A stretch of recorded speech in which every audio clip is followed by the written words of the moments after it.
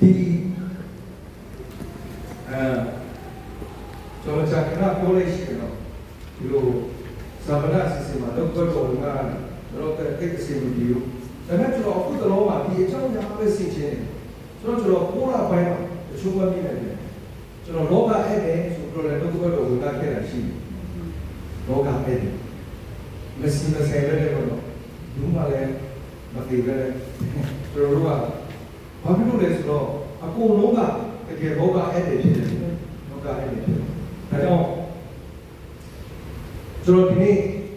လောကတော့မစခင်ပေါ့မင်းတို့အခုအေးရှင်အဲ့ဒီမင်းကဘာလဲဆိုတော့ခရစ်စမတ်ဆိုတဲ့အတိတ်ပဲဒီလိုနားလည်ထားတယ်ခရစ်စမတ်နောက်ပြီးလောကမှာတန်ဖိုးအရှိဆုံးတန်ဖိုးအကြီးဆုံးအရာကဘာလဲ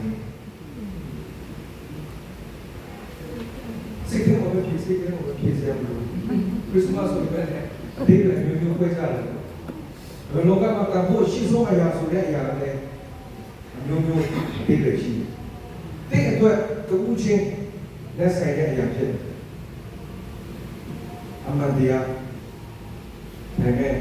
ကျွန်တော်အမှန်တရားနဲ့ပေါ်လို့မရဘူး။ဘာနဲ့ပေါ်ရမလဲ။ဒီမှာပြန်လာ။ကျွန်တော်မမိလာဘူးဦးရေးဆောင်စပနာတော့